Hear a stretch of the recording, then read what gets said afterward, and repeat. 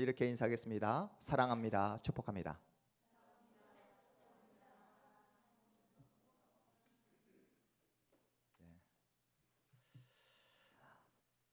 한 청년이 마음에 품고 있는 한 여인에게 마음을 다해 한 통의 편지글을 보내게 되었습니다. 그 내용이 이렇습니다. 보고 싶은 별님에게, 당신이 정말 보고 싶습니다. 이 세상이 사막과 같다면 나는 뜨거운 모래 사막을 기어서라도 당신에게 가고 싶습니다. 이 세상이 태평양과 같다면 상어가 득실거린다 할지라도 목숨을 걸고 당신에게 헤엄쳐 가고 싶습니다. 당신을 보기 위해 사나운 맹수와 싸워야 한다면 나는 기꺼이 내 목숨을 걸고 맹수와 싸워 당신을 볼 것입니다. 당신이 정말 보고 싶습니다. 이러한 내용과 비슷한 연애 편지 여러분 젊은 시절 받아보셨죠? 우리 조미순 집사님 받아보셨죠? 네. 우리 김영수 선생님 이런 글 쓰신 거 맞습니까? 네. 항상 우리는 팩트글, 우리 사실을 중요시하니까 우리 김영수 선생님 사실은 쓰셨는데 부끄러워서 안 썼다고 하신 것 같습니다. 한 여인을 향한 이 청년의 사랑이 얼마나 간절합니까? 사막도 태평양에 있는 그 상어 또한, 그리고 사나운 맹수도 자신이 그 여인을 향한 그 사랑은 방해하지 못한다. 그 어떠한 그 어려움과 어떠한 장애물이 있다 할지라도 그 여인을 향한 자신의 마음은 변치 않는다라는 그런 간절한 마음이 이 편지글에 소개되어 있습니다. 여기서 멈추면 얼마나 아름다운 순해 보입니까? 하지만 이 청년은 여기서 글을 멈추지 않고 계속해서 자신의 마음을 이렇게 피력합니다. 이번 주 수요일에 미세먼지가 최악이 아니라면 당신이 있는 곳으로 가겠습니다. 이해가 되십니까? 네. 지금까지 사막도, 상어도, 그리고 사나운 맹수도 무서워하지 않았는데 이번 주 수요일에 미세먼지가 최악이 아니라면 당신을 보러 가겠습니다. 네. 사막도, 그 상어도, 그리고 사나운 맹수도 무섭지 않은데 뭐가 무섭다고요? 네, 미세먼지는 무섭다는 거예요. 다른 그 모든 것들은 다 가상이지만 자신에게 실질적인 현실은 뭐라고요? 미세먼지라는 것입니다. 우리도 이 편지를 보낸 청년과 같이 하나님을 향해 얼마나 많은 공수표를 날리는지 모릅니다. 하나님 앞에서 기도할 때 습관적으로 우리가 하는 표현이 무엇입니까? 죽을 수밖에 없는 죄인이라고, 벌레만도 못한 죄인이라고 자신을 낮추는 표현을 사용하고 있지만 실제 현실에서는 하나님을 잊어버리고 내 본능대로, 내 마음대로, 내 느낌대로 그렇게 살아갈 때가 얼마나 많은지 모릅니다. 말로는 하나님을 위해서라면 모든 것을 다 할 수 있을 것처럼 그렇게 이야기하지만 실제 현실에서는 조금이라도 나에게 손해가 되는 상황이 찾아오게 되면 우리는 어쩔 줄 몰라 합니다. 방금 전까지만 하더라도 예수 그리스도를 바라보며 예수 그리스도께서 걸어가신 그 십자가의 좁은 길을 걸어가겠다 그렇게 호언장담했지만 계획대로 일이 풀려지지 않거나 조금이라도 어려운 상황이 나에게 찾아올 때면 의심하고 불평하고 원망하는 모습이 우리 가운데 있지 않았습니까? 벌레보다 못한 죄인이라고 말은 그렇게 하지만 우리의 마지막 자존심이 무엇입니까?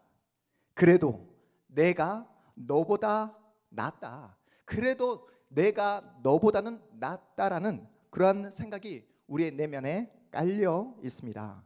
내 안에 있는 들보는 보지 못하고 상대방에 있는 그 작은 티에 정신을 두고 관심을 두고 그 티를 부각시키려고 하는 그 마음이 우리 가운데 있다는 거예요. 내 옆에 있는 친구가 나보다 잘 되는 꼴을 절대 우리는 보지 못하는 그러한 본성을 가지고 있습니다. 말로는 하나님이 나에게 주신 시간이고 하나님이 나에게 주신 이 건강이며 하나님께서 나에게 주신 물질이라고 그렇게 말로는 그렇게 고백하지만 여러분, 여러분이 가지고 있는 그 모든 것들을 가지고 하나님의 영광을 위해 사용하고 계십니까? 나에게 주신 시간과 돈, 건강을 가지고 내 마음대로, 내 뜻대로 사용하고 있는 것이 우리의 정직한 우리의 모습입니다. 오늘 본문에 등장하는 바리새인과 서기관들의 모습이 딱 이렇습니다. 말로는 하나님을 위해서라면 자신의 하나뿐인 그 목숨까지도 다 내던질 수 있다라고 그렇게 고백하고 나팔 불고 있어요. 하나님이 자신들에게 주신 율법을 자신들은 잘 지켜가고 있다라고 그렇게 착각하고 있습니다. 그런데 보십시오. 율법의 정신을 따라 사랑을 실천해야 할 바리새인과 서기관은 오히려 그 율법을 이용해 예수님을 궁지로 몰아넣고 있습니다. 예수님을 올무에 빠뜨려 사로잡기 위해 가늠하다 현장에 붙잡힌 그 여인을 끌고 와서 예수님을 시험하고 있는 그런 장면을 우리에게 소개하고 있습니다. 우리 본문 우리 3절에서 5절까지의 말씀 우리 함께 읽어봅니다. 3절에서 5절까지 말씀 함께 읽습니다. 시작. 서기관들과 바리새인들이 음행 중에 잡힌 여자를 끌고 와서 가운데에 세우고 예수께 말하되 선생이여 이 여자가 간음하다가 현장에서 잡혔나이다. 모세는 율법에 이러한 여자를 돌로 치라 명하였거니와 선생은 어떻게 말하겠나이까? 요한복음 저자는 이들의 질문 속에 담긴 숨은 의도를 뭐라고 밝히고 있습니까? 여러분 6절 상반절 말씀을 보시면 그들이 이렇게 말함은 고발할 조건을 얻고자 하여 누구를? 예수를 시험함이라 이렇게 밝히고 있습니다. 율법은 간음에 대해 이렇게 말씀하고 있어요.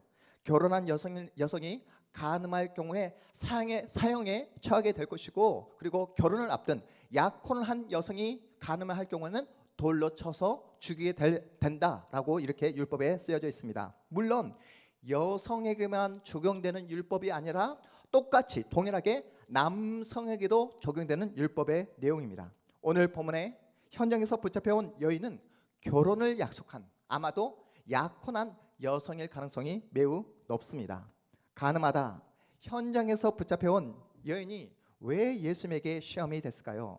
율법의 내용대로 그 여인을 돌로 쳐 죽이라 말하면 예수님이 평소에 말씀하셨던 그 사랑의 접촉이 되는 것이고, 그 간음한 여인을 용서하라고 말하면 공의의 문제, 율법의 문제에 접촉이 되기 때문에 예수님에게 너무나 곤란스러운, 너무나 선택하기 어려운 그 상황에 이 바리새인과 서기관이 올무에 빠뜨리고 있는 그런 상황입니다. 여러분이 예수님이라면 이런 상황 가운데 어떠한 선택을 하시겠습니까? 이 여인을 용서하시겠습니까? 아니면 율법의 내용대로 이 여인을 돌로 쳐서 죽이겠습니까? 1번, 나는 이 여인을 용서하겠다. 한번 손 들어볼까요? 용서하겠다. 네, 우리 박정희 목사님만 용서하시고 다 이 여인을 돌로 쳐 죽일 작정이십니까? 네, 우리 세연이가 웃고 있어요. 여러분 1번, 나는 용서하겠다. 다시 한번 용서하겠다. 1번 손 들어볼까요? 네, 1번.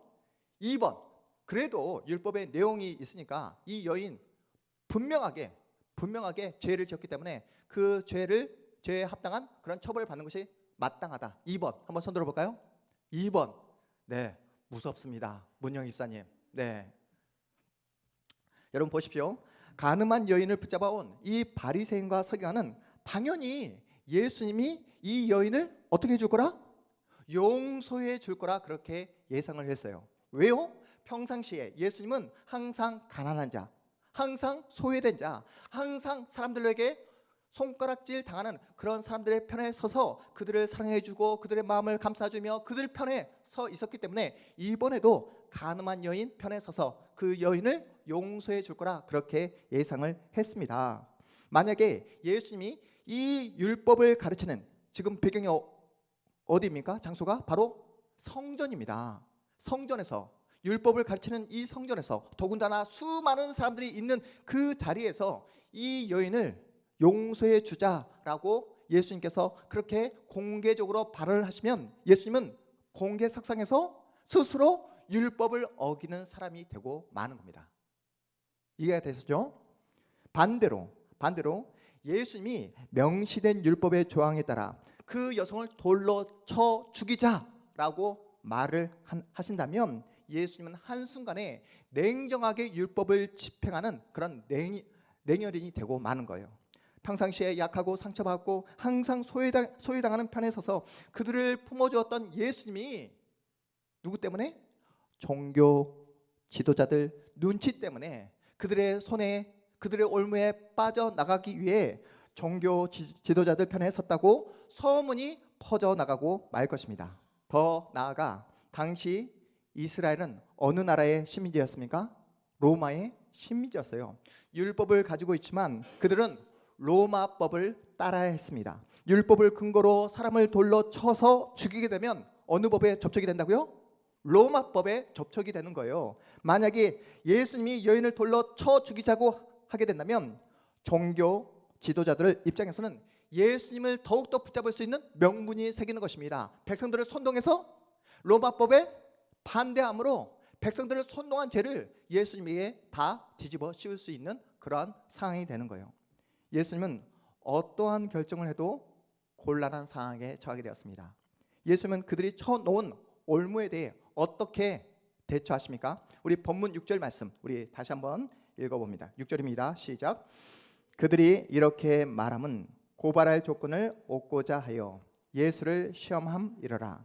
예수께서 몸을 굽히사 손가락으로 땅에 쓰시니 예수님은 아무런 대답도 아무런 말도 하지 않은 채 몸을 굽힌 채 땅에다가 무언가를 쓰고 계십니다. 예수님이 땅에다가 무엇을 쓰셨을까요? 여러분, 땅에다 예수님께서 쓰신 그 내용이 어떤 내용이었을까요? 어떤 분들은 예수님께서 그토록 그 여인을 돌로 쳐서 죽여야 된다라고 말했던 그 현장에 있었던 그 바리새인과 서기관들의 그 잘못된 죄악들을 세세하게 조목조목 그렇게 적었을 것이다라고 말씀하시고 그렇게 해석하신 분들도 계시지만 그것은 억측입니다. 예수님이 어떠한 내용을 쓰셨는지 성경에 기록되어 있습니까? 없습니다. 어떠한 내용을 쓰셨는지 알지 못하지만 우리가 예상할 수 있는 그런 내용이 있습니다. 구약시대 때 하나님은 시내산에서 모세에게 언약의 돌판을 주실 때 당신이 직접 그 돌판에 글을 써서 모세에게 건네 주셨습니다. 우리 출애굽기 32장 16절 말씀 우리 함께 읽어보겠습니다. 출애굽기 32장 16절 말씀 함께 읽습니다. 시작. 그 판은 하나님이 만드신 것이요 글자는 하나님이 쓰셔서 판에 새기신 것이더라.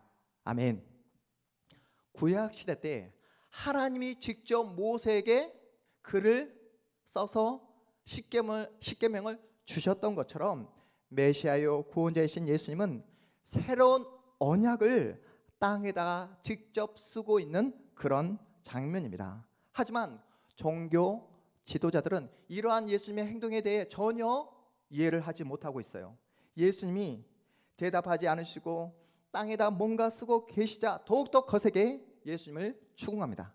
그러자 예수님이 이렇게 말씀하십니다. 우리 본문 7절 말씀 우리 함께 읽어봅니다. 7절입니다. 그들이 묻기를 맞이하는지라 이에 일어나 이르시되 너희 중에 죄 없는 자가 먼저 돌로 치라 하시고 예수님의 대답이 이해가 되십니까? 간음한 여성을 죽이라는 겁니까? 아니면 현장에 붙잡힌 그 간음한 여인에게 용서를 베풀어야 된다고 말씀하고 있는 것입니까? 여러분, 어떤 내용이죠?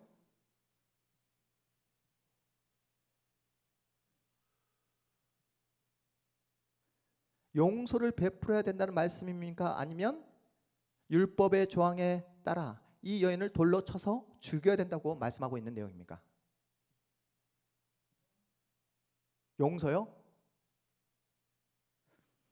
분명하게 돌로 치라라고 말씀하고 계시잖아요. 예수님도 율법의 조항에 따라 이 여인, 죄를 지은 이 여인, 현장에서 간음하다 붙잡힌 이 여인에게 뭘 집행하라? 율법대로 집행하라라고 말씀하고 있는 내용입니다. 예수님은 절대로 죄를 눈감아주지 않습니다. 지은 죄를 그냥 없다라고 아니 나 보지 않았어라고 그렇게 눈감아 주시는 분이 아니세요. 하나님의 법은 절대로 간음죄를 허용하시지 않습니다. 여인은 돌에 맞아 죽는 것이 마땅해요. 그런데 예수님은 여기에 무엇을 하나 덧붙이십니까? 조건을 하나 더 덧붙이십니다. 너희 중에 어떤 자가? 죄 없는 자가 먼저, 너희 중에 죄 없는 자가 먼저 돌로 치라라고 조건을 붙이십니다. 태어나서 단 한 번도 죄를 짓지 않는 자가 돌을 집어 그 여인을 향해 던져라라고 말씀하고 있는 거예요. 예수님은 자신을 궁지로 몰아넣는 그들의 의도를 이미 다 알고 계십니다. 자신 안에 있는 그 더러운 그 죄악들, 그 말로 다 할 수 없는 그 죄악들을 보지 못하고 가늠한 여인보다 자신들이 도덕적으로 신앙적으로 더 우월하다고 착각하고 있는 그 서기관들과 바리새인들의 그 민낯을 많은 사람들 앞에서 공개적으로 그렇게 폭로해 버리십니다. 그들은 처음부터 율법을 지킬 마음이 전혀 없었어요. 말로는 하나님을 사랑한다는 말을 했지만 율법의 정신대로 살아갈 마음이 1도 없었습니다. 예수님을 제거해서 자신들이 지금까지 누려왔던 그 모든 종교적 기득권을 더욱더 공고히 하고 싶은 마음이 있었던 거예요. 가늠한 여인을 이용해서 예수님을 덫에 가두려고 했지만 오히려 그들의 위선, 그들의 그 죄악이 폭로되고 말았습니다. 말로는 하나님을 사랑한다 나팔 불지만 하나님을 전혀 사랑하지 않는 그들의 영적인 간음을 그 수많은 사람들 앞에 예수님은 그들의 진짜 민낯을 폭로하는 그런 장면입니다. 본인들 스스로는 구별된 하나님의 백성이라 자부하지만 실체는 어떻습니까? 그들은 하나님께서 보내신 하나님의 아들 예수 그리스도를 배척하고 극기하는 예수 그리스도를 십자가에 못 박아 버리잖아요. 왜 그렇습니까? 그들의 정체는 무엇이기 때문에? 어둠이 있기 때문에 그렇다는 거예요. 그들의 정체는 빛을 미워하고 빛을 싫어하는 어두움이기 때문에 그렇습니다. 오로지 자신을 뽐내고 자신을 드러내는 데만 관심을 가지고 있는 그러한 사람들이었기 때문이었어요. 제가 여러분에게 말씀드렸듯이 예전에 이야기했던 예화 중에 이런 예화가 있습니다.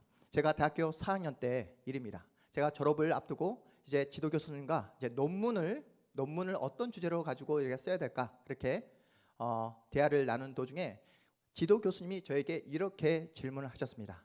자네 졸업을 한 뒤에 앞으로 진로를 결정했나?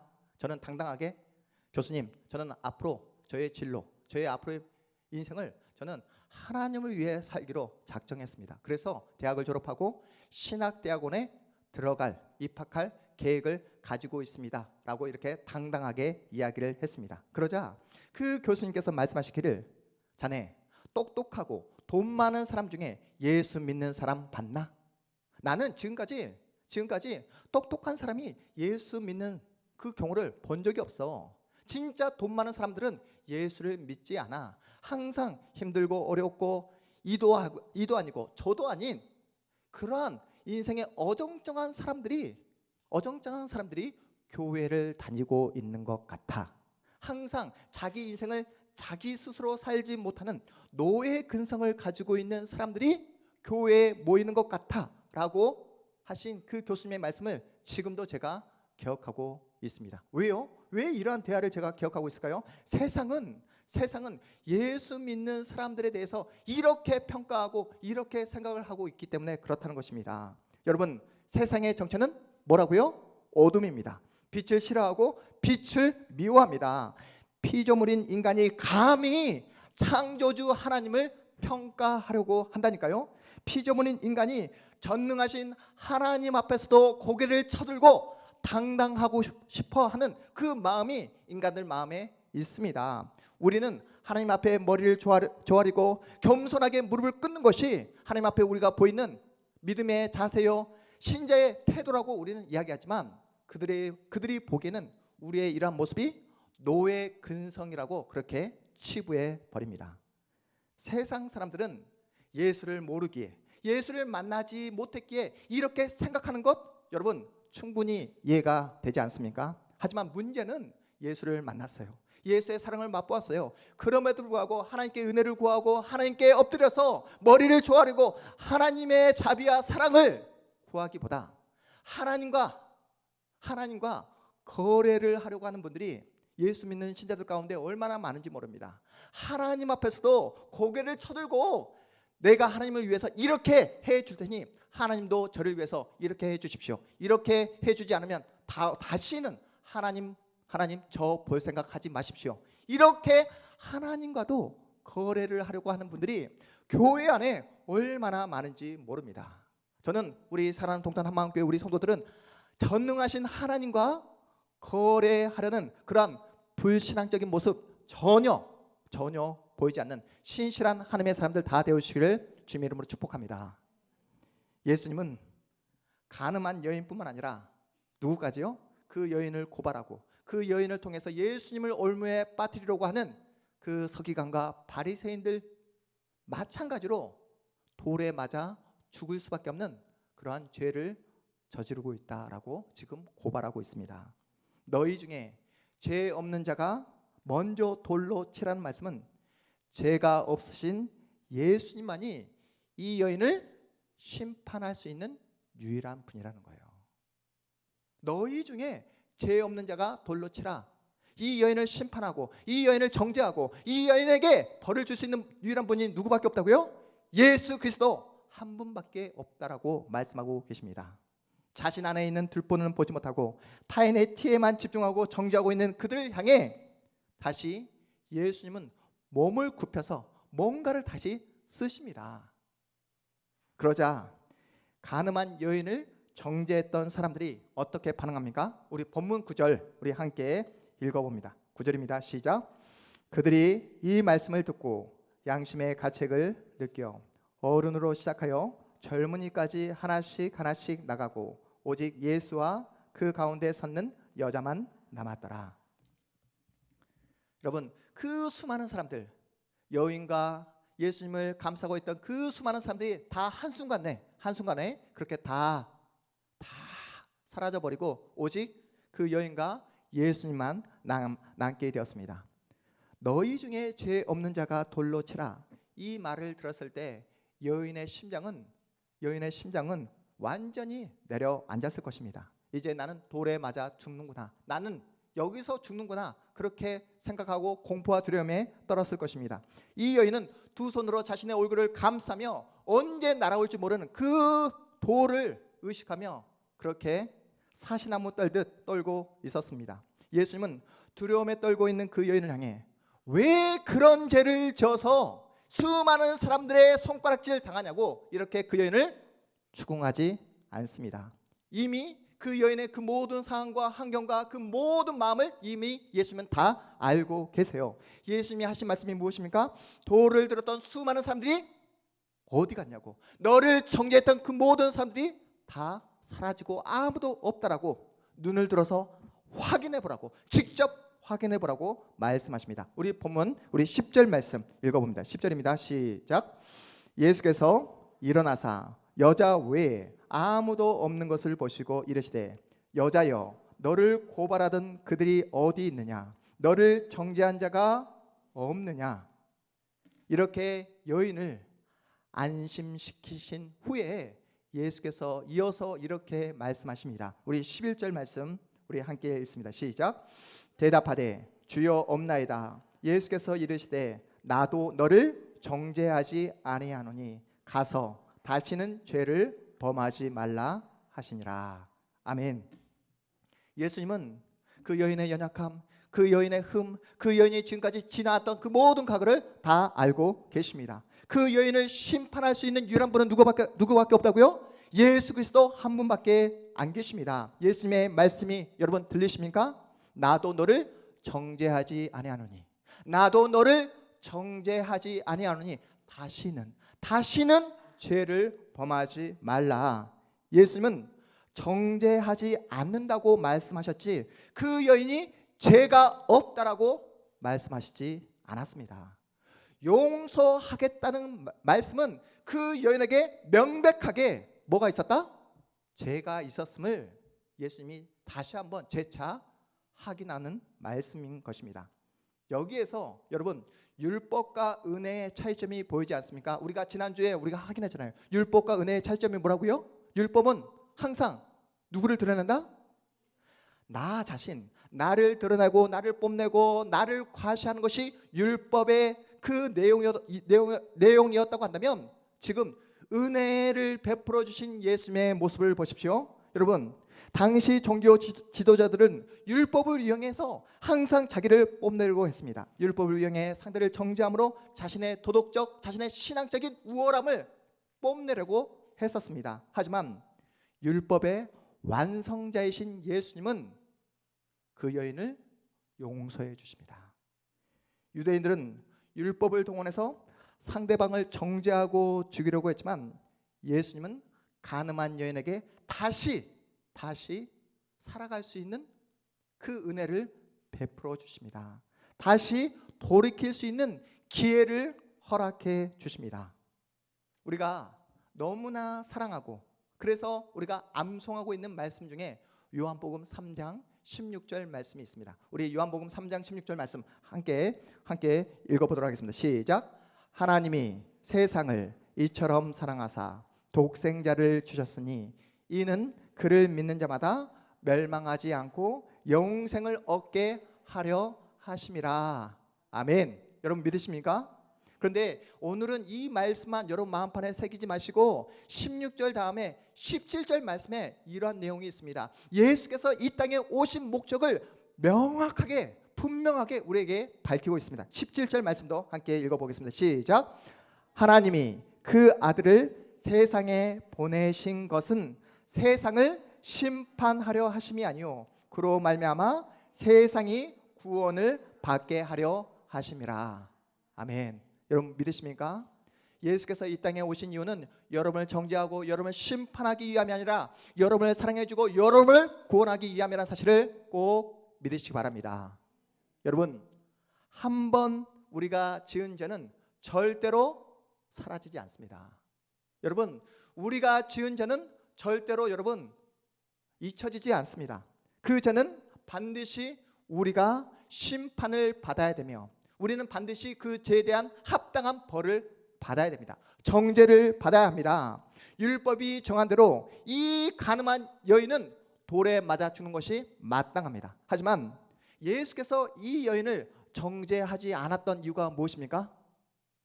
이 여인을 돌로 쳐 죽이지 않았던 이유가 무엇입니까? 바로 이 여인이 마땅히 받아야 될 그 심판과 그 정죄를 예수께서 친히 직접 모든 것을 어디 위해서? 십자가 위에서 다 감당해 주심으로 그 모든 정죄와 모든 심판으로부터 이 여인에게 자유함을 허락해 준 줄 믿으시기 바랍니다. 아직도 하나님 앞에서 여러분 정리하지 못한 죄가 있다면 오늘 이 시간 주님 앞에 여러분의 모든 죄악들을 다 내어놓으시기를 바랍니다. 하나님은 우리를 사랑하십니다. 하나님은 우리를 용서해 주십니다. 우리가 예수 그리스도를 의지함으로 우리의 모든 죄악들을 낱낱이 주님 앞에 고백할 때 하나님은 하늘에서 우리 모두에게 은혜의 빛을 비춰 주실 것입니다. 더 이상 과거의 죄, 그 여러분이 못난 행동 때문에 겪어왔던 그 모든 죄와 죄책감에 매달려 살지 말라는 것입니다. 아무도 그리스도 예수 안에 있는 우리를 정죄할 사람이 있다 없다? 없습니다. 그래서 성경은 우리에게 이렇게 말씀합니다. 우리 로마서 8장 1절 2절 우리가 암송하고 있는 말씀입니다. 함께 읽습니다. 시작. 그러므로 이제 그리스도 예수 안에 있는 자에게는 결코 정죄함이 없나니 이는 그리스도 예수 안에 있는 생명의 성령의 법이 죄와 사망의 법에서 너를 해방하였습니다. 아멘. 예수 안에 있는 자에게는 결코 정죄함이 없는 줄 믿으시기 바랍니다. 여러분, 주님 앞에서 용서의 기도를 드렸습니까? 주님 앞에 여러분 나의 그 모든 죄악들을 예수 그리스도의 이름으로 예수 그리스도의 보혈의 피로 용서해 달라고 이렇게 간절히 기도해 보셨습니까? 그렇다면 그 회개에 합당한 열매를 여러분의 삶 속에서 맺으셔야 한다는 사실입니다. 우리는 날마다 내가 어떤 존재인지 잊어버리고 까먹고 살아갈 때가 얼마나 많은지 모릅니다. 우리의 실상, 우리의 정체는 뭐였다고요? 어둠이었습니다. 우리의 정체는 본질상 진노의 자녀였습니다. 우리는 하나님의 무서운 심판과 저주를 피할 수 없는 그러한 가늠한 여인이었습니다. 영적으로 가늠한 바리새인이, 영적으로 가늠한 그 서기관이 우리의 정직한 모습이었습니다. 하나님의 은혜와 하나님의 사랑을 누릴 수 있는 그런 자격도, 그런 조건도 갖추지 못했습니다. 하지만 하나님의 은혜와 그리스도의 그 놀라운 보혈의 피로 말미암아 우리는 놀라운 은혜와 사랑을 받게 된 하나님의 복된 자녀가 된 줄 믿으시기 바랍니다. 그러나 우리의 실제 모습은 어떻습니까? 우리는 너무나 쉽게 과거에 내가 어떤 존재였는지, 내가 하나님으로부터 어떤 은혜와 사랑을 받게 되었는지 잊어버릴 때가 너무나 많더라는 거예요. 하나님을 잊어버리고 내가 신앙에 대해 조금 안다고, 말씀을 조금 알게 되었다고 상대를 지적하고 상대를 판단하고 상대를 평가할 때가 너무나 많더라는 거예요. 이제는 교회에 다니는 연수가 좀 늘어났다고, 성경에 대한 말씀을 좀 알게 되었다고, 말씀을 통해서 상대를 지적하고 상대를 차별하고 나와 다른 그 누군가로 그렇게 차별해버리는 그런 모습이 우리 가운데 얼마나 자주 나타나는지 모릅니다. 내 생각에 맞지 않는다고, 내 마음에 맞지 않는다고 다른 사람들을 우리는 쉽게 차별해버립니다. 마음으로 미워하고 또한 정죄해버립니다. 왜 이런 모습이 자주 우리의 일상 가운데 나타나게 됩니까? 그것은 바로 우리가 너무나 쉽게 하나님의 은혜를 잊어버리고 살아가고 있기 때문에 그렇습니다. 여인은 이제 자유를 얻었습니다. 단지 궁죄에 몰려있다 빠져나온 것으로 끝나는 것이 아니라 죄의 굴레에서 벗어나 이제는 참된 자유를 누리게 되었습니다. 여러분 정말로 주 안에서 자유함을 누리고 싶으십니까?